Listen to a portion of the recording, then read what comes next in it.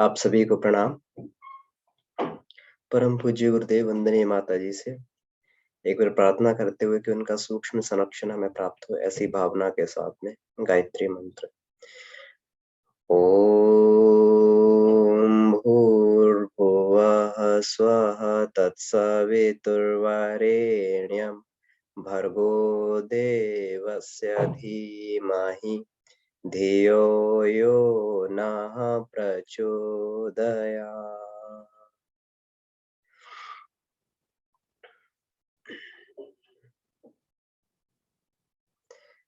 तो गायत्री स्मृति में चर्चा के क्रम में हम लोग जो है ये धीरे-धीरे आगे बढ़ रहे हैं। पिछले क्लास में 14 अक्षरों तक चर्चा हो गई है। व और स्य इस अक्षरों पर चर्चा हो गई है। तो अब इससे आगे बढ़ते हैं।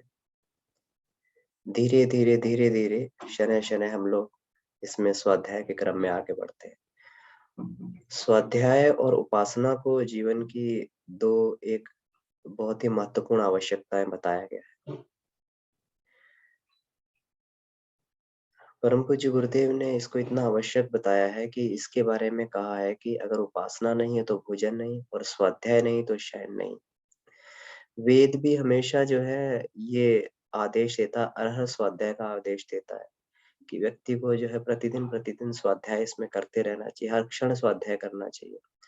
तब तक स्वाध्याय करना चाहिए जब तक वो स्वाध्याय करते हुए उस पुस्तक में, उस ज्ञान में स्वयं को नहीं पाले। जब पढ़ना जब व्यक्ति पढ़ता है, स्वाध्याय करता है, तो जब वो अपने आप को उसमें ढूँढ लेता है, तो वो स्वाध्याय फिर स्वाध्याय नहीं रह जाता, वो उसकी फिर साधक की यात्रा बन जाता है।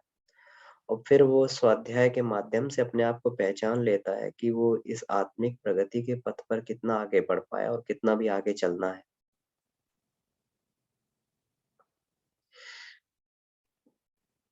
संसार में जो ईश्वर ने बनाया परा और अपरा प्रकृति बनाई, जो इस संसार में सबसे पहले जो इसका सृजन हुआ, तो प्रकृति का सृजन ईश्वर ने किया और प्रकृति भी 2 तरीके की बनाई, परा प्रकृति, अपरा प्रकृति। परा प्रकृति को आत्मिक प्रकृति बोला गया, गायत्री बोला गया। अपरा प्रकृति को सावित्री यानी भौतिकी बोला गया। और इन दोनों की बैलेंस्ड ग्रोथ को जो है हमारे ऋषियों ने और वेदों ने आदेश किया है कि इन दोनों प्रकृति में व्यक्ति इन दोनों प्रकृति की उसको बराबर कृपा प्राप्त हो। एक भी जगह अगर व्यक्ति एक भी तरफ उसका अगर बैलेंस गड़बड़ा जाता है, तो फिर उसका जीवन क्रम जो है उथल-पुथल जीवन क्रम में उथल-पुथल मच जाती है।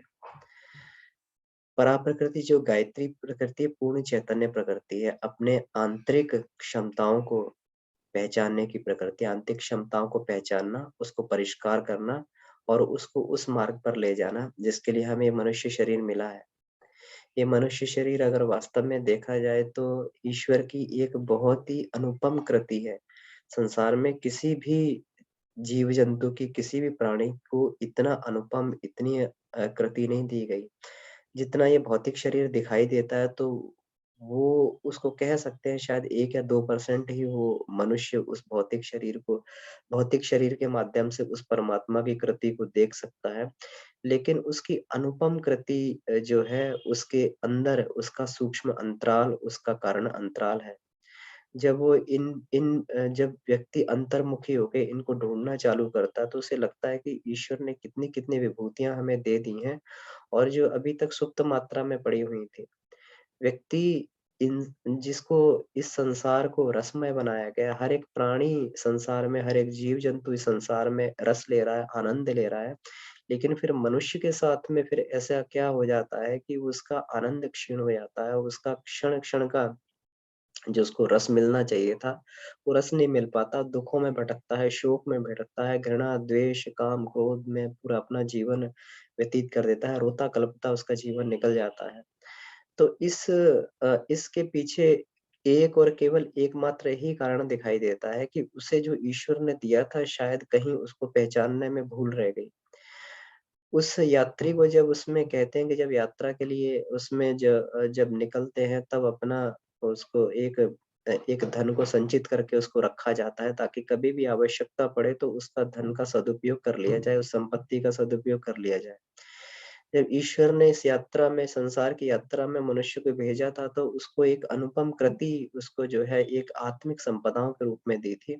और वो आत्मिक संपदाएँ सारी की सारी जो है मनुष्य संसार में आके उसको भौतिक संपदा में उसको इतना आकर्षण लगता है, इतना उसको उसका भ्रम जंजाल में इस तरीके से फँस जाता है कि कहीं वो उससे निकलने का ना तो निकलने का प्रयास करता उसी में जो है और बिल्कुल उसी तरीके से उसकी हालत हो जाती है। जिस तरीके से कहते हैं कि एक श्वान जिसे कुत्ता बोला जाता है, तो कुत्ते को अगर कहीं सूखी हड्डी मिल जाती है तो वो उसको चूसने लगता है, खाने लगता है। वो सूखी हड्डी जो है उसके मसूड़ों में घाव कर देती है। मसूड़ों में घाव करने के बाद में उसके मसूड़ों से खून निकलने लगता है और वो खून को चूसने लगता है। उसे लगता है कि हड्डी उसको रस दे रही है। लेकिन वास्तव में वो अपने अपने जो है अ अपने खून को ही वो चूस-चूस कर जो उस हड्डी का स्वाद लेता है। इसी प्रकार से मनुष्य के लिए भी ये बोला गया है कि ह भोग में इतना आसक्त हो जाना, इतनी अनुरक्ति भोग में हो जाना वो मनुष्य जो है इतना इसमें इतना भोग में व्यस्त हो जाता है कि इतना भोग में रत हो जाता है कि उसे ये मालूम ही नहीं पड़ता कि भोग उसे रस दे रहे हैं या फिर वो अपने रस को सुखाता जा रहा है। अपनी प्राण ऊर्जा को खर्च करता हुआ, प्राण ऊर्जा को जलाता हुआ, प्राण ऊर्जा को बिल्कुल एकदम छूछ बनाता हुआ, वो बिल्कुल इस स्तर पे पहुँच जाता है जहाँ पे अपने शारीरिक, मानसिक और आत्मिक सारी की सारी क्षमताओं को खो देता है। उस परमात्मा परमात्मा की दी हुई विभूतियों का पता लगाना तो दूर, उसकी हालत इतनी गई गुजरी हो जाती है कि वो साधारण मनुष्य के स्तर पर भी अपने जीवन ढर्रे को चलाने में असमर्थ अपने आप को पाता है। पग-पग पर जो है अपने आप को असहाय महसूस करता है। पग-पग पर अपने आप को अशक्त महसूस करता है। पग-पग पर अपने आप को निराशाओं से घिरा हुआ महसूस करता है। तो अगर इन सब के पीछे अगर देखा जाए तो केवल और केवल एक ही चीज़ आती है कि शायद उसने अपने आप का बोध नहीं किया और बोध नहीं किया और उस बोध करने के लिए अपने आप को जानने के लिए कभी प्रयास और अपना परिष्कार नहीं किया।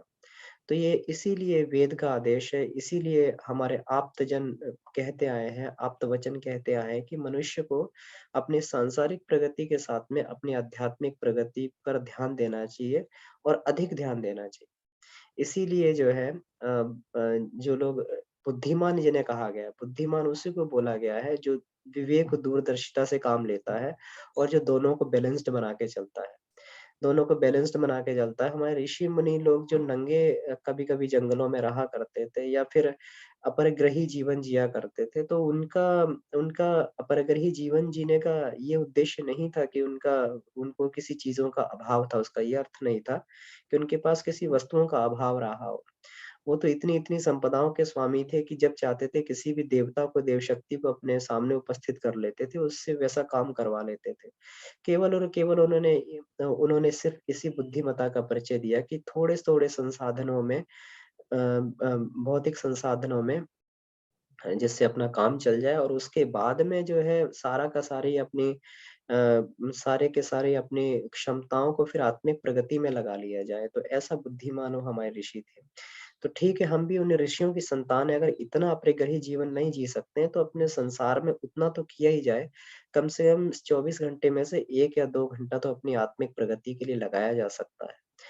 भगवान ने 22 घंटे का समय दिया, 22 घंटे अपना जो है 23 घंटे अपने लिए उसको खर्च किया जाए, लेकिन 1 घंटे का समय तो कम से कम इस प्रकार से दिया जा सकता है कि कम से कम उस लक्ष्य को तो प्राप्त कर लिया जाए जिसको ईश्वर ने इसको अपेक्षा करके भेजा था। किस लक्ष्य को भेजा था? अपना अनुपम सहयोगी बनने के लिए उन्होंने कहा था।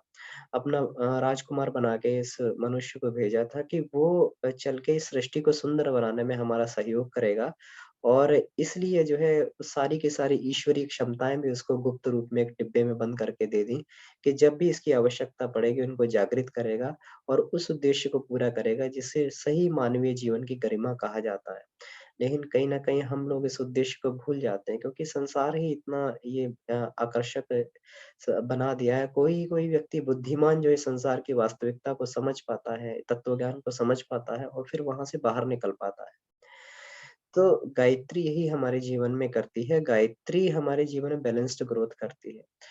अगर हमारे जीवन भौतिकवादी है तो भौतिकवादी जीवन की ओर से जो है साधक आप्तकाम हो जाता है। उसकी भौतिक आकांक्षाएँ धीरे-धीरे खत्म होने लगती हैं और आत्मिक आकांक्षाएँ बढ़ जाती हैं। पग-पग पर वो यही सोचता है कि मैं अपनी आत्मिक प्रगति कैसे करूँ और ईश्वर की बनाई हुई व्यवस्था में उसका सहयोग कैसे करूँ? उसको आत्मबोध होने लगता है। गायत्री स्मृति का एक-एक अक्षर जो है मनुष्य को वह जीवन जीने के लिए प्रेरित करता है, जिस जीवन के लिए जीने के लिए ईश्वर ने उसको ये मनुष्य की काया दी है। ईश्वर ने उसको एक विशेष उद्देश्य लेकर भेजा है, उसको पूरा करने के लिए गायत्री स्मृति का एक-एक अक्षर जीवन की आचार संहिता हमें बताता है। तो अभी स्य अक्षर तक हम लोग जो है बात कर चुके हैं। आगे धी अक्षर, धीमहि का धी अक्षर जो है ये क्या प्रेरणा देता है? धी शब्द से जो श्लोक इसमें आता है, धीरस्तुष्टो भवन्नैव त्वेकस्यामि समुन्नताम् क्रिया क्रियाम् उन्नतिस्तेन सर्वाश्वासासु जीवने।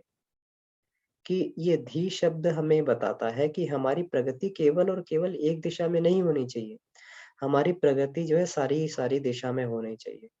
अगर कोई व्यक्ति मान लीजिए उसने शारीरिक अपना प्रगति कर ली है, इतनी अपना अच्छा खासा शरीर बना लिया, लेकिन उसके पास कोई अर्थोपार्जन की व्यवस्था नहीं है। हम लोगों ने देखा है कि बहुत सारे व्यक्ति अपना खेल में अपना करियर बना लेते हैं, खेल में बहुत अच्छा कर जाते हैं, नेशनल लेवल के खिलाड़ी बन जाते हैं, लेकिन एक आगे चल के उनके जीवन यापन मात्र के उनके पास में संसाधन नहीं बचते और अंत में जो है जब उनका ये खिलाड़ी वाला जीवन समाप्त होता है, तो अपना बड़ी ही वो अपने कठिनाइयों में उनको जीवन यापन करना पड़ता है। शरीर तो बहुत स्वस्थ बना रहे हैं, लेकिन अर्थव्यवस्था और कुछ लोग तो शरीर से भी स्वस्थ होते हैं, अर्थ से भी मजबूत होते हैं, लेकिन अपना मानसिक प्रगति उनकी नहीं होती। तो एक जो है बिल्कुल पशुत्व का जीवन वो लोग जीते हैं, दूसरों को नुकसान पहुँचाने के लिए हमेशा उनका वो बना रहता है। आतंकवादी जिसको हम बोलते हैं, जिसने मन तो अपना स्वस्थ कर लिया, अपना शरीर भी स्वस्थ कर लिया, उसको छीन-झपट के संपदा भी अपने पास में कर ली, लेकिन उसका आत्मिकी बड़ी घटिया है, वो दूसरों को दुःख पहुँचाने के लिए हमेशा जो है तत्पर रहता है। तो ये हमें ये बताती है अगर मान लीजिए ज्ञान भी इतना अर्जित कर लिया जाए लेकिन अर्थ ना हो, अर्थ के संसाधन ना हो तब फिर जो है उस प्रकार के ज्ञान का भी जो हमें जो है हमारा अम हम अपना इस उदर पोषण भी ना कर पाएँ, तो वैसा ज्ञान भी। तो इस सारी की सारी दिशाओं में हमें जो है बिल्कुल बैलेंस्ड ग्रोथ इसमें करके चलनी चाहिए। धी शब्द हमें ये बताता है। अब धी शब्द में जो ये बताता है, ये कहता है कि मनुष्य की प्रगति कम से कम 8 दिशाओं में होनी चाहिए। अब 8 दिशाओं का मतलब क्या हो गया? 8 दिशाओं का मतलब ये हो गया कि जिस प्रकार से जो है ये 8 दिशाएँ होती हैं पूर्व, पश्चिम, उत्तर, दक्षिण, ईशान, वायव्य, नैऋत्य और आग्नेय दिशा ये सब 8 दिशाएँ होती हैं। उसी प्रकार से मनुष्य के जीवन में 8 दिशाएँ होती हैं और उसको 8 डायमेंशन अपने जीवन में प्रगति करनी चाहिए। तो कौन-सी प्रगति सबसे पहले? सबसे पहले जो है उसको अपना स्वास्थ्य अच्छा बनाना चाहिए। स्वास्थ्य जो है क्योंकि गुरुदेव ने भी जो सूत्र दिया है ये युग निर्माण सत्संकल्प का जो दूसरा सूत्र दिया है उसमें उन्होंने यही बोला है अपने शरीर को स्वस्थ रखने के लिए हम शरीर को भगवान का मंदिर समझकर आत्म संयम और आरोग्य द्वारा उसकी रक्षा करेंगे। तो हम लोग कितना गुरुदेव की बात को मानते हैं, कितना आरोग्य जीवन जीने के लिए जो है हम लोग इसमें प्रयास करते हैं। तो ये जो है हमें गायत्री का ये शब्द जो बताता है कि स्वस्थ बल की अभिवृद्धि करनी चाहिए। कुछ नहीं तो 15 से 20 मिनट जो है अपने स्वास्थ्य के लिए इसमें हमें अपना खर्च करना चाहिए। और और शरीर भोग ठीक है, भोगना चाहिए लेकिन उतना ना भोगा जाए कि शरीर के जो है स्वास्थ्य को ताक पे रखकर हम अत्यधिक भोग करने लगें। तो इसका हमें हमेशा ध्यान रखना चाहिए, आत्म-संयम रखना चाहिए, संयम रखना चाहिए और इस शरीर को भगवान का मंदिर समझकर जो है, इसको हमेशा-हमेशा इसकी सफाई करते रहना चाहिए। इसको जो है साफ-सुथरा बनाए रहना चाहिए ताकि ये हमारे उस महत्वपूर्ण उद्देश्य को पूरा करने में हमारा जो है हमारा इसमें साथ देता रहे। दूसरा जो है इसमें विद्या बल होता है। तो विद्या बल विद्यार्जन के लिए रोज़-रोज़ प्रयास करना चाहिए। एक तपोमेक अर्जन तप भी होता है।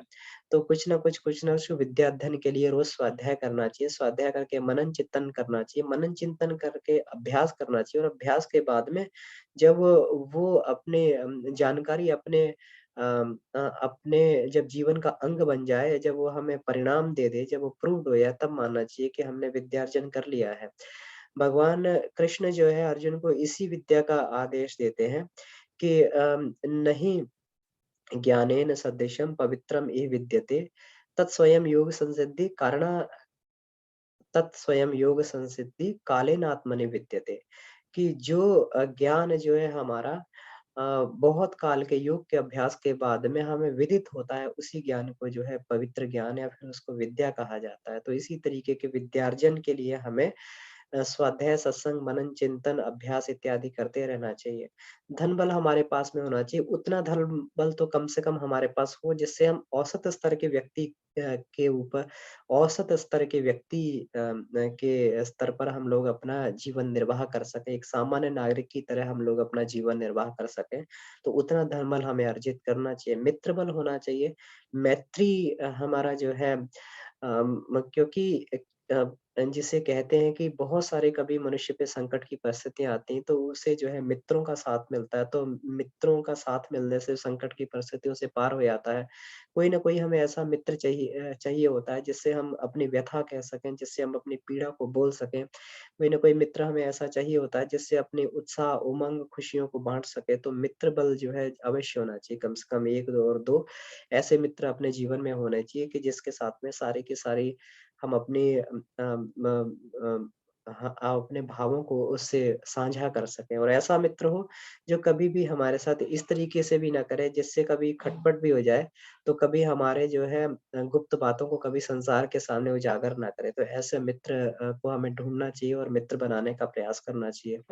प्रतिष्ठा बल, प्रतिष्ठा का मतलब होता है कि हमारा जो है समाज में इस तरीके की प्रतिष्ठा हो कि कहते हैं कि ये प्रतिष्ठित व्यक्ति है और प्रतिष्ठित व्यक्ति जब होता है तो प्रतिष्ठा किससे बढ़ती है? प्रतिष्ठा बढ़ती है जब व्यक्ति आदर्शों पर चलता है, जब अपने जीवन को एक सही दिशा में ले जाता है, तो उसकी फिर जगह-जगह प्रतिष्ठा बढ़ने लगती है। उसके बाद का एक मूल्य बढ़ जाता है। गांधी जी की प्रतिष्ठा कितनी थी? गांधी जी की प्रतिष्ठा इतनी थी कि अंग्रेज़ लोग उनसे घबराते थे और कहते थे कि भई अगर गांधी जी किसी बात को कह देंगे तो पूरा देश उनके साथ चल पड़ेगा। भगत सिंह की प्रतिष्ठा कैसी थी? उनकी ऐसी प्रतिष्ठा थी कि आवाज़ लगाते थे तो उनकी आवाज़ के साथ में उनके बलिदान के साथ में जो हज़ारों उन्होंने अपने ये पैदा कर दिए क्रांतिकारी पैदा कर दिए। सुभाष चंद्र बोस की प्रतिष्ठा कैसी थी? उनकी प्रतिष्ठा ऐसी थी कि आप हमें खून दो, हम तुम्हें आज़ादी देंगे, तो कितने लोग उनके साथ-साथ में चल पड़े थे। परम पूज्य गुरुदेव की प्रतिष्ठा कैसी थी? उनकी प्रतिष्ठा ऐसी थी कि उन्होंने जब भी किसी बात के लिए जो भी चीज़ का आह्वान किया लोगों ने, फिर यह नहीं सोचा कि किस प्रकार से कैसे होगा, अपने समय का, धन का, जिस प्रकार से भी वो सेवा कर पाए उन्होंने की।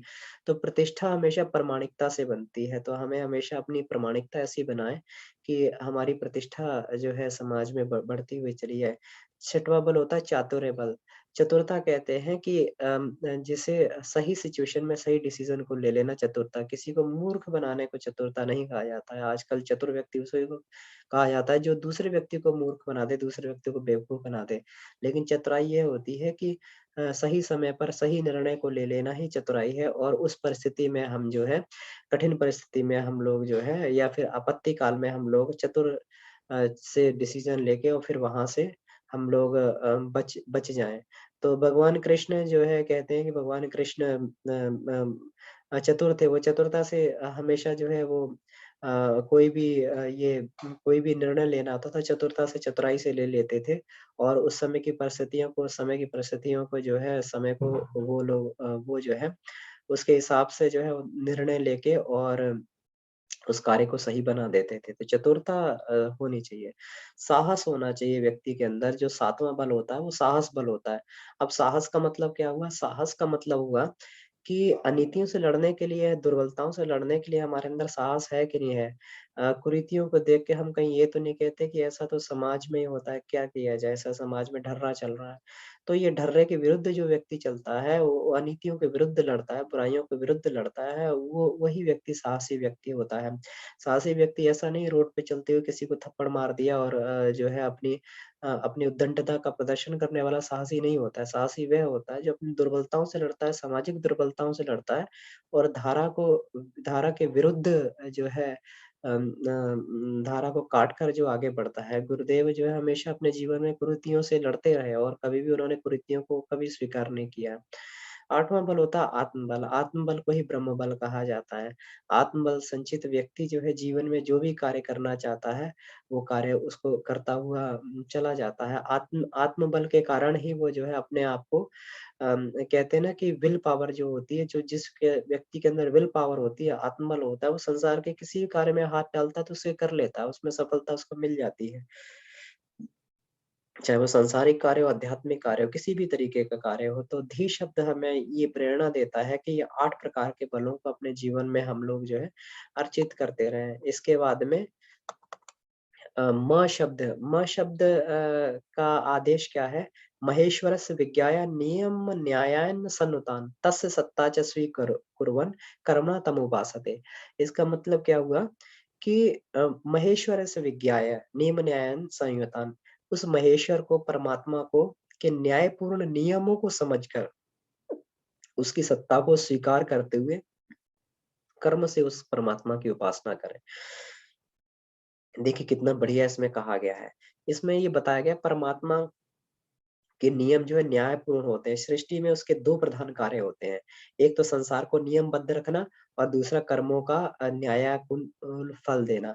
और जो व्यक्ति परमात्मा की इन 2 व्यवस्थाओं को मानकर चलता है, उसी व्यक्ति को सही मायने में उस व्यक्ति को हमें जो है आस्तिक व्यक्ति बोलना चाहिए, उसी व्यक्ति को बोलना चाहिए। और जो व्यक्ति इन सब को मानकर, संसार के नियमों को मानकर, समाज के राजकीय नियमों को मानकर, धार्मिक नियमों को मानकर, लोक हितकारी कानूनों को मानकर अगर कोई व्यक्ति चलता है तो इसका मतलब उसने ईश्वर का सानिध्य प्राप्त कर लिया। अब सारे के सारे नियम जो है मनुष्य के कल्याण के लिए बनाए जाते हैं। अब हम लोग ज कभी देखते हैं कि ट्रैफिक लाइट पर हम लोग रेड लाइट जंप करते हुए लोगों को देखते हैं, ज़रा भी सब्र नहीं होता, रेड लाइट जंप कर जाते हैं और अपने आप को बड़ा बुद्धिमान समझते हैं, अरे हमने बहुत अच्छा काम कर दिया, हमने बहुत बढ़िया काम कर दिया। हम तो लाइट हमने जंप कर ली, कितने होशियार हैं। लेकिन ये सारे के सारे नियम जो है अब ये मानना चाहिए कि नियम भारत सरकार द्वारा नहीं बनाए गए। ये नियम जो है ये ईश्वर द्वारा बनाए गए हैं। केवल भारत सरकार द्वारा नियमावली जो दी गई है वो तो एक प्रतीक मात्र में है। ये सारे के सारे ईश्वर की नियम व्यवस्था है। ये सारी की सारी और फिर अगर हम आध्यात्मिक व्यक्ति हैं, अगर ईश्वर के मार्ग पर चल रहे हैं, तो कोई भी नियम को अगर तोड़ें तो ऐसा नहीं कर सोचना चाहिए कि गवर्नमेंट के नियम को तोड़ दे। ऐसा सोचना चाहिए कि ईश्वर से एक कदम हम लोग दूर हट गए। और जो व्यक्ति जिस भी नियम का पालन करता है, भले ही उसे कोई देख रहा है कि नहीं देख रहा है, तो ये मानना चाहिए हमने ईश्वर के नियम का पालन किया और हम ईश्वर के उतने ही समीप पहुँच गए। कर्म के द्वारा ही ईश्वर की हम उपासना करते हैं, तो उपासना मतलब ईश्वर के पास में बैठना, उसकी नि नि नज़दीकता प्राप्त करना। नज़दीकता का प्राप्त करने का मतलब यही है कि जितनी देर भी हम ईश्वर के पास में बैठते हैं, हम लोग केवल यही कमिटमेंट करते हैं कि आपका अस्तित्व जो है हम अपने अस्तित्व को आपके अस्तित्व में घोल रहे हैं और हम आज जो भी दिन में करेंगे वो आपकी आज्ञा के बिना नहीं करेंगे, हम आपके नियम के अनुसार चलेंगे। इसीलिए उपासना की जाती है, इसीलिए ईश्वर से शक्ति प्राप्त की जाती है, इसीलिए जो है उनसे प्रेरणा प्राप्त की जाती है। और अगर ये उपासना करने के बाद में अगर खराब करते हैं, अगर हम टैक्स की चोरी करते हैं या अगर हम किसी प्रकार का नियम को तोड़ते हैं, किसी सामाजिक व्यवस्था को तोड़ते हैं, भ्रष्टाचार में सहयोग करते हैं, तो इसका मतलब मान लीजिए हम भगवान से उतने ही दूर होते जा रहे हैं। फिर चाहे कितना भी हम ईश्वर के सानिध्य में बैठते हो, चाहे 2 घंटा बैठते हो, 4 घंटा बैठते हो, अगर हम इन व्यवस्थाओं को, ईश्वर की बनाई हुई व्यवस्थाओं को नहीं पूरा करते हैं, तो हम जो है इसका मतलब ईश्वर से दूर जा रहे हैं। भगवान ने जो है गुरुदेव ने पहला ही सूत्र जो युग निर्माण सत्संकल्प का लिखा, वो गुरुदेव का पूरा युग निर्माण का सत्संकल्प पूरा का पूरा जो है ये गायत्री स्मृति है, एक नियमावली है, जो इसमें कहा गया है कि ईश्वर को सर्वव्यापी न्यायकारी मानकर उसके आदेशों के अनुसार उसके आदेशों को अपने जीवन में धारण करेंगे। तो इसमें जो है ईश्वर को सर्वव्यापी और न्यायकारी मानना। अगर मान लीजिए कुछ भी खराबी अगर हमारे साथ हो रहा है, तो उसको भी हमें ये मान लेना चाहिए कि ईश्वर की व्यवस्था है, कहीं न कहीं हमने कुछ गलत किया होगा। नहीं गलत किया है तो ऐसा हो सकता है कि ये हमारे लिए अभी उपयुक्त है। अगर अगर छोटा बच्चा जो है कभी जीवन में छोटा बच्चा जो है चाकू माँगता है हमसे, तो हम उसको चाकू नहीं देते, हम उसको चाकू नहीं देते क्यों? क्योंकि चाकू दे देंगे तो उसका हाथ कट जाएगा, वो अपने आप को काट लेगा, उसको उसका बोध नहीं है। कभी-कभी जो है बच्चा बीमार हो जाता है तो उसको इंजेक्शन लगवाया जाता है, बच्चा रोता है। तो उसमें जो है रामायण में एक बड़ी सुंदर चौपाई आती है, "बालक तन बड़ होए गोसाई मात फिरावे कठिन किनाई।" जब बालक के शरीर में कोई फोड़ा-फुंसी हो जाता है तो माता कसाई बन जाती है, उसको कटवा देती है, उसको फोड़े कटवा देती है। उसे मालूम है कि अगर ये फोड़े को नहीं कटवाएँगे, अगर ये पीड़ा नहीं होगी, तो जो है आगे चल के ये भयंकर जो है ये भयंकर हो जाएगा, ये भयंकर बन के जो है आगे घाव बन जाएगा। तो ईश्वर की भी व्यवस्था इसी प्रकार की अगर कभी हम पीड़ित हों तो ये मानना चाहिए कि भगवान हमारा कोई न कोई ऑपरेशन कर रहे हैं, किसी न किसी हमारे अंदर के आंतरिक विकार को दूर कर रहे हैं और उनको जो ईश्वर की कृपा मानकर क्योंकि ऐसा नहीं है कि हम दुखी हों, ईश्वर दुखी ना हो। अगर बालक रोता है, अगर किसी पीड़ा के कारण तो ऐसा नहीं है माता-पिता दुखी नहीं होते, माता-पिता अधिक दुखी होते हैं। बालक तो रोता-रोता सो जाता है लेकिन माता-पिता नहीं सोते हैं। वो जगते रहते हैं कि बालक की पीड़ा के बारे में सोचते रहते हैं। ईश्वर ईश्वर भी हमारे माता-पिता और इस सांसारिक माता-पिता से भी कहीं अधिक बढ़ के माता-पिता है।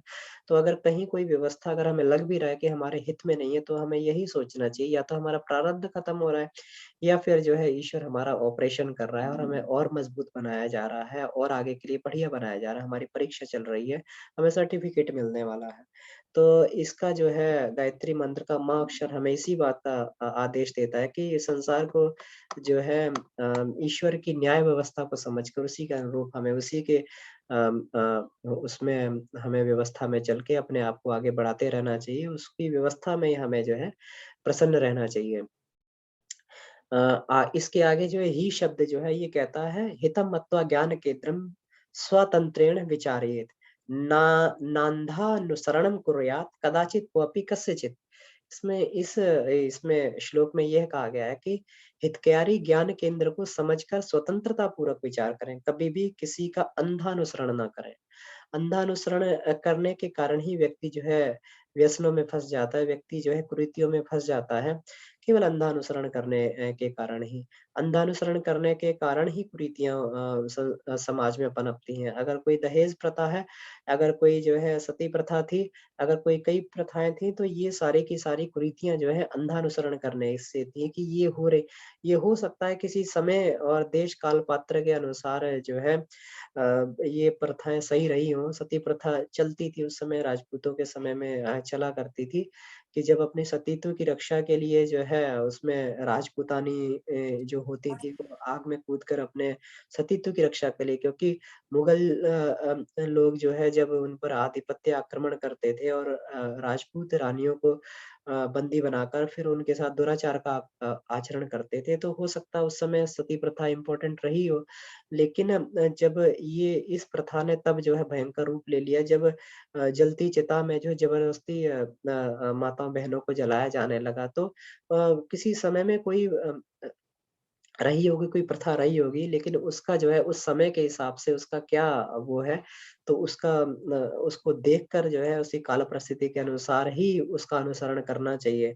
दहेज प्रथा रही होगी कभी कभी जो है बच्चों की शादियाँ बड़ी छोटे समय में हो जाती थी, उनकी आजीविका उपार्जन के लिए उनके पास संसाधन नहीं होते थे, तो माता-पिता कुछ उपहार दे देते थे उपहार स्वरूप ताकि वो अपना प्रारंभिक जीवन को प्रारंभ कर सकें, गृहस्थ जीवन को आरंभ कर सकें। लेकिन कब ये दहेज की प्रथा दानव का रूप ले गई और कितनी-कितनी जो है कन्याओं को इसका दहेज के उसमें अपने आप को इसमें खपाना पड़ा, इसमें गलाना पड़ा, अपनी आहुति देनी पड़ी। तो गुरुदेव जो है हमेशा कुरीतियों के लिए हमेशा उन्होंने सारी की सारी जितनी भी प्रथाएँ थी, कुरीतियाँ थी, सबके ऊपर उन्होंने जो है बड़े स्वतंत्र रूप से विचार किया। वो स्वतंत्र रूप से विचार करने के बाद में ही उन्होंने जो है किसी भी रीति को मान्यता दी। तो ये मनुष्य का भी ये फर्ज बनता है कि देश काल परिस्थिति के अनुसार कोई भी परंपराएँ अगर बनाई गई थी, तो उस परंपरा को जो है उसको अपने विवेक से उसको विचार करें और अगर विवेक सम्मत अगर बैठता है देश काल परिस्थिति के अनुसार अगर परंपरा ठीक बैठती तो ही उसका अनुसरण किया जाए, उसका अंधा अनुसरण ना किया जाए। तो गायत्री मंत्र का जो है ही शब्द हमें इसी बात की प्रेरणा देता है। तो आज इन्हीं 3 अक्षरों की चर्चा के साथ में आज की हम लोग जो है कक्षा को यहीं समाप्त करते हैं। अगर किन्हीं का कोई प्रश्न है या फिर कोई अपना अनुभव बताना चाहते हैं तो उसमें बताएँगे। जी।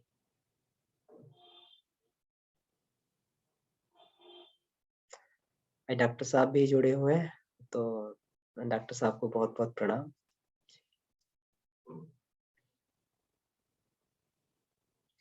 और हमें डॉक्टर साहब हैं, केडी जोशी जी हैं और आंटी जी हैं। इनसे भी हमें खूब प्रेरणा मिलती है कि इन्होंने अपना जीवन जो है कितना योग्यता रहते हुए भी कितनी उच्च स्तरीय योग्यता रहते हुए भी अपने जीवन को समाज में लगाया। सांसारिक प्रलोभनों में ना फँसते हुए गुरुदेव के कार्य को उन्होंने किस तरीके से किया। तो ये एक जो है जीता जागता एग्ज़ाम्पल हमारे साथ में है डॉक्टर साहब। तो हम लोग इनसे भी इनके अनुभव से भी बहुत सारी अपने जीवन में प्रेरणा ले सकते हैं और सत्पथ पर चल सकते हैं। जी, जी। तो किन्हीं का कोई प्रश्न हो या अनुभव हो प्रणाम अपना उसको शेयर किया जा सकता है। प्रणाम भैया। दीदी प्रणाम। जी। भैया ये प्रश्न था मेरा कि जैसे बहुत सारे लोग क्या कहते हैं कि हमारे यहाँ बलि दी जाती है और इस पे जैसे उनको समझाने की कोशिश करी कि शादी हो, बच्चों का मुंडन हो, पता नहीं क्या-क्या कुछ-कुछ अपना रत्न नहीं करने से कुछ न कुछ अनिष्ट हो जाता है।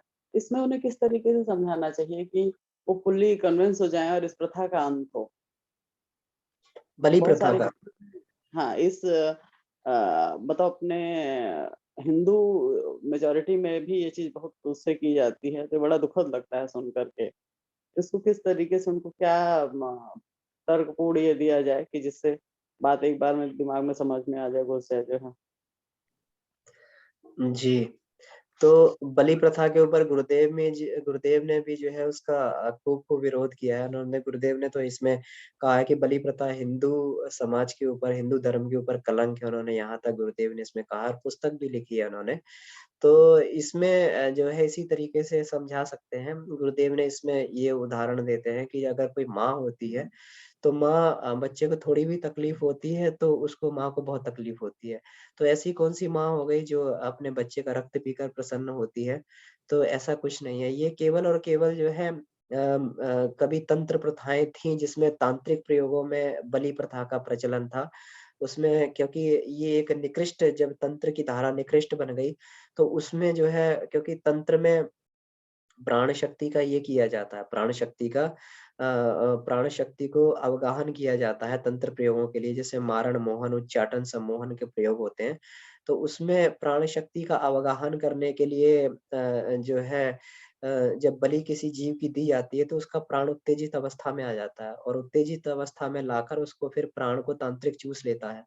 तो उस चूसने के बाद प्राण को फिर जो है उसका तंत्र प्रयोग में उस प्राण का प्रयोग होता है और वो उसको नकारात्मक ऊर्जा के रूप में उसका प्रयोग किया जाता है, चाहे मारण के रूप में किया जाए, मोहन के उच्चाटन के रूप में किया जाए। तो ये कहीं कोई प्रथा रही होगी लेकिन इस प्रथा को कभी भी भारतीय सनातन धर्म ने, भारतीय संस्कृति ने कभी स्वीकार नहीं किया। जो संस्कृति यह कहती है कि पेड़ों में भी जान है, जो पेड़ों की भी पूजा करती है। जो संस्कृति यह कहती है कि हमारे पशुओं में भी जो है गाय को भी एक पशु को भी एक माता समझकर जिसका पूजन किया जाता है।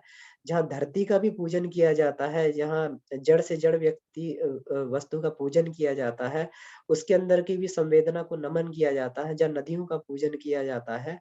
जहाँ पर जो है नदियों को माँ के समान बोला जाता है, तो जहाँ निर्जीव जैसी दिखने वाली वस्तुओं में भी संवेदना ढूँढकर उसका सम्मान किया जाता है, तो भारतीय संस्कृति कैसे अलाउ करेगी कि जिसमें जो जीव है, जिसमें प्राण है, उसकी बलि दे दी जाए और उसको जो है मौत के घाट पर उतार कर और उसका जो है वो, तो ऐसे भगवान कैसे खुश होगा? तो ऐसे कभी भी हमारी संस्कृति इस बात के लिए कभी भी अलाउ नहीं करती है। ये तो सिर्फ़ एक मनुष्य की क्षुद्रता है, मनुष्य के जीव का स्वाद है या मनुष्य का है, जिसके कारण जो है उसने परंपरा को धर्म के साथ में जोड़ दिया, और इसमें बहुत सारी चीज़ों को धर्म के साथ में परंपरा बनाने के लिए जोड़ दिया जाता है। धर्म के साथ में उसका आड़ लेकर और कुकृत्यों को किया जाता है।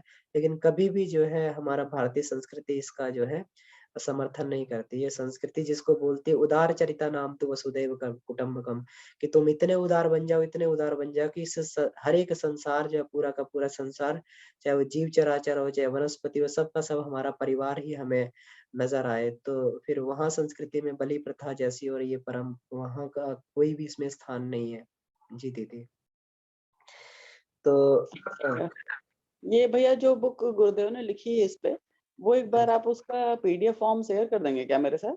हाँ, कर देंगे दीदी, कर देंगे। क्योंकि इसका एकदम ठोस ये वाली बात इतना तो दिमाग में आ गया, लेकिन एक बार गुरुजी वाली भी पुस्तक पढ़ बिल्कुल, लेती हूँ, बिल्कुल, उसमें बहुत क्योंकि सारे बहुत आपको लगे उसमें उदाहरण मिल जाएँगे, बहुत हाँ, सारे हाँ, आपको तर्क मिल जाएँगे, तो हाँ, उसके द्वारा, क्योंकि गुरुजी के तर्क को जो है काटना इस संसार में किसी के बस में भी नहीं है।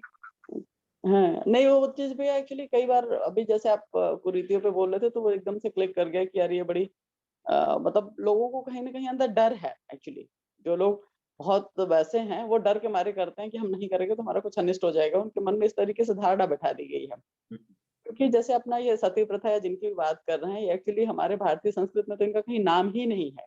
जी, ये मुगलों के ही उसमें आकर के और उस समय बचाव के लिए या डर बैठा करके चीज़ों को गलत तरीके से प्रस्तुत करके आपका बाल विवाह से लेकर के जो लड़कियों की अशिक्षा सारी की सारी मुगल काल में आई हुई है। जी, जी, अपनी जी। भारतीय संस्कृति में कहीं किसी का नाम नहीं आता क्योंकि बेटी मेरी इसी पे कुछ रिसर्च करके उनका कुछ गवर्नमेंट का चल रहा है। अच्छा, अच्छा। उसने लिखा था, वो कह रही थी मम्मी एक्चुअली मोहम्मडन उसपे उसको कुछ जो अपना ये है जैसे लाल किला है अपना और जो जो भी मतलब बना हुआ है इस पे रिसर्च करना है और रिसर्च करके इनको एक्चुअली पूरा तथ्य निकालना है कि उनकी स्थापत्य कला उनकी थी या हमारी थी। जी, जी, जी, तो जी। उसपे काफ़ी कुछ वो निकाल-निकाल करके बताती है। तो उसी में उसने बताया था कि जैसे कला वो बाबर खुद तो झोपड़पट्टी टाइप से रहता था, तो कलाएँ तो सारी हमारी ही हैं। तो उसी में उसने मुझे बोला था, बोला मम्मी हमारी भारतीय संस्कृति में जितनी भी ये चीज़ें हमें ब्लेम किया जाता है, कि भारतीय ऐसे हैं, वैसे हैं, ये हमारे में था ही नहीं कुछ भी। जी, ये जी, सारी जी। चीज़ें ही उसमें आई हुई हैं। जी, जी। पुराने हमारी रिकॉर्ड में कहीं इसका हमारी मेंशन नहीं है कुछ भी। संस्कृति ने कभी स्वीकार नहीं किया है, इसीलिए तो गुरु संस्कृति थी, मूल हाँ, रूप तो से। उसमें इसका भैया एक बार बुक मेरे साथ ज़रूर शेयर कर दीजिएगा पीडीएफ फॉर्म में, जी, ताकि जी। उसको मैं पढ़ लूँ और फिर समझा सकूँ जिसको भी इस ठीक है, तरीके की ठीक है। समस्या है। बिल्कुल, बिल्कुल दीदी, और हमें करना चाहिए। अगर कोई हाँ, व्यक्ति पूर्वाग्रहों से ग्रसित है तो उसकी बात अलग है, लेकिन अपना तो भरसक प्रयत्न करना ही चाहिए। अब भई एक बार बता तो दें, 1 बार, 2 बार, बिल्कुल, 3 बार करके एक ऐसी बताना विधा चाहिए। गुरुजी ने की है ना कि उसके माध्यम से क्या है हम अपनी बात बहुत ईज़िली कह पाते हैं। अब जिन्होंने किया है उनका मुझे पता है, उनके यहाँ यज्ञ हुआ तो कम से कम ये मैं पढ़ ही रहूँगी, तो उसको घुसा के वो बात 2 बार, 3 बार जाएगी ना तो कम से कम आगे ऐसा होगा तो उनके मन में कोई विचार आएगा उस समय, कि भैया जी, इसके पीछे ये लॉजिक है। तो हो सकता बिल्कुल। है धीरे-धीरे खत्म हो जाए क्योंकि उन लोग का मुझे लगता है डर है कहीं न कहीं। हाँ, बिल्कुल डर है, ईश्वर के नाम पे डरा दिया जाता है ना कि अगर नहीं करोगे तो संकट आ जाएगा। अब संकट अपने प्रारब्ध कर्मों की वजह से गुरुदेव खूब-खूब इसमें कितनी बार कहा उन्होंने कि जो भी कष्ट आ रहे हैं तो हमारे प्रारब्ध के कारण, हमारी जो है आंतरिक दुर्बलताओं के कारण है। तो कहीं पे भी कोई कष्ट ऐसा नहीं कि ईश्वर माँ-बाप क्यों अपने बच्चे को कष्ट देंगे? वो तो यही हुँ। चाहते हैं कि हम कष्ट में रहें लेकिन हमारा बच्चा सुखी रहे। हुँ, हुँ, हुँ। हाँ भैया।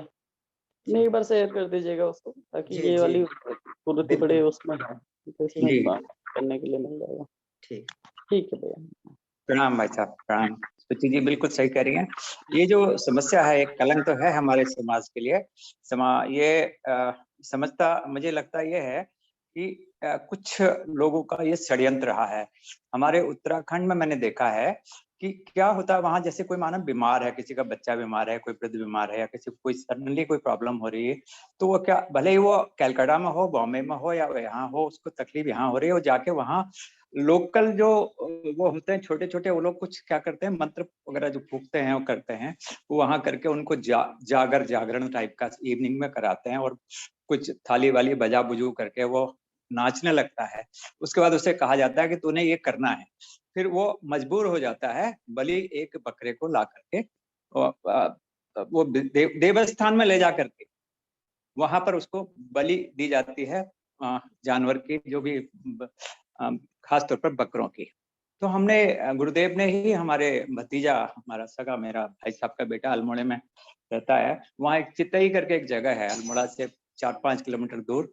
उस मंदिर में वो बहुत सारी घंटियां, शायद कोई गया हो तो मैं नहीं कह सकता आप लोगों में से, बहुत बड़ा वहां पर बलि प्रथा रही है, और 20-20, 25-25, 30-30 बकरे एक दिन में कटते थे वहां पर। तो गुरुदेव ने उनसे हर संडे को सुबह-सुबह वहां पहुंच जाता था, और सबसे जो है हाथ जोड़ के निवेदन करते थे कि ये प्रथा गलत है, ये आपको नहीं करना चाहिए। आप अपने बच्चों को देखिए, और देखिए ये भी बच्चे हैं, हम लोग पेड़ पौधों की सेवा करते हैं, इन बच्चों को ला करके इस तरह से आप इनको यहाँ पर काटते हैं, कितना बड़ा अन्याय हम इस उसके पकड़ रहे हैं। तो धीरे-धीरे जो है वो प्रथा 100 से मेरे ख्याल है 5-10% में आ गई, और शायद अब काफी हद तक बंद भी हो गई है। वो हर संडे जाकर के, तो सुचि जी, ये जो है हमें निरंतर प्रयास करते रहना पड़ेगा इन प्रथाओं को करने के लिए। उनको ये कहा जाता है फिर कि आप भले ही, ठीक है, आपके प्रॉब्लम कुछ है, तो आप गोला लाइए, नारियल चढ़ाइए, उसका करिए, उसका पूजन कीजिए, उसको बलि के रूप में एक नारियल को तोड़ दीजिए वहां पर भगवान को, उसी का प्रसाद चढ़ा दीजिए, और आप भी उसको ग्रहण कीजिए, तो उसका असर जरूर होता है। हम लोगों ने, मेनका गांधी जी को भी इस बारे में लिखा था, और उन्होंने भी अपने डीएम को भी लिखा वहां से कि इसके बारे में हमको कुछ करना चाहिए। गुरुदेव ने ही कराया है ये कार्यक्रम जिस तरह से। हाँ, तो ये हो सकता है, ये पॉसिबल है, इसमें प्रयास करने की जरूरत है। ये जो मैं कहूंगा कि ये हमारे सामाजिक असामाजिक तत्वों का षड्यंत्र है, जो हमारे बीच में है, वो गांव में रहते हैं, जगह जगह उन लोगों का काम ही यही होता है, क्यों, और उससे क्या होता है, उनको मिलता है, काटते हैं तो उनको प्रसाद के रूप में फिर बकरा उनके पास पहुंचता है, एक अच्छा भाग उसका उनके पास पहुंच जाता है। तो इसके लिए हमें जरूर काम करना चाहिए। एक बहुत बड़ी प्रथा यह है, हम अगर निरंतर प्रयास करते रहेंगे, तो एग्जाम्पल मैंने बताया कि 100 में से 5-10% मेरा ख्याल है बिल्कुल भी शायद बंद हो गया है। ये मैं हमारे प्रत्यक्ष प्रमाण में आपको, चितई अल्मोड़ा के 4 किलोमीटर पर चितई गोलू मंदिर कहलाता है वो, वहां का मैं ये आपको प्रसंग सुना रहा हूँ। धन्यवाद, बहुत बहुत प्रणाम। हाँ बाबूजी प्रणाम, सही कह रहे हैं आप। ये एक्चुअली बिहार में की है बात, तो मैं देखती हूँ उसमें क्या बन पड़ सकता है। इस पे एक्चुअली बड़ा दुखद है, और बहुत पढ़े लिखे, और इवन महेंद्र सिंह धोनी का उन्होंने एग्जाम्पल दिया मुझे कि अरे अरे वो तो जाके वहां पे बकरा काटता है जो है, और पता है इतना बकरा करता है, लेकिन तो एकदम एक मक्खी नहीं आती। मेरा दिमाग खराब हो गया, मैंने कहा अभी इसको मतलब बहुत सॉलिड कुछ ऐसा लेकर के बात रखनी पड़ेगी जिससे एकदम से समझ आ जाए। तो कई बार रहता है कुछ कुछ गुरुदेव की प्रेरणा से मुंह से ऐसा निकल जाता है कि एकदम से क्लिक कर जाता है लोगों को, और समय भी होता होगा शायद समझ में आने का, कि उनका भी हो सकता है दुर्बुद्धि से सद्बुद्धि की तरफ जाएं, तो उस वाले फेज में क्लिक कर जाए। अब जैसे मेरी बेटी ने पूछा था, वो छोटी सी थी, वो कहीं गई अंडा और वो सब देख के बोली मम्मी आप क्यों नहीं खाते? मैंने कहा बेटा ये तो पावर की बात है, मैं तो यही सोचती हूँ कि कोई अगर मेरे से ज्यादा पावरफुल रहा, तुम्हें छीन के ले जाके खा जाएगा, तो मैं क्या करूंगी? तो हम पावरफुल हैं तो इसलिए खा लेते हैं। उसको ये बात इतनी ज्यादा टच कर गई, बहुत छोटी थी, उसको लगा कि हाँ एकदम गलत है, मम्मी एकदम सही कह रही है कि कोई पावरफुल होगा और मुझे लेके चला जाएगा। मैं बोली मैं तो बहुत रोऊंगी, और जब तक मैं जिंदा रहूं तब तक रोऊंगी कि मेरे पास पावर कम थी, तो पावरफुल आदमी मेरा बच्चा लेके चला गया मेरे से। तो वही है कि अब वो चीज शायद उसको क्लिक करनी थी कि हाँ एकदम से मेरे मुंह से निकल गया, जबकि ऐसा कुछ सोचा नहीं था। तो हो सकता है कभी इस तरीके के कुछ स्टेटमेंट आ जाए और समझ आ जाए। ये बड़ा दुखद है एक्चुअली बलि प्रथा का। जी। बिल्कुल दीदी, आपने सही कहा कि हम लोग प्रयास करते रहें, तो कभी करने और कभी तो हमारे अंदर से ऐसा कुछ निकल सकता है, जो किसी व्यक्ति को हृदय को छूकर उसका परिवर्तन हो सकता है। तो ये बहुत बढ़िया बात है, और हमें इसी तरीके से आगे लगे भी रहना चाहिए, संघर्षरत रहना चाहिए। तो ठीक है। चलिए बहुत-बहुत धन्यवाद आप सभी का।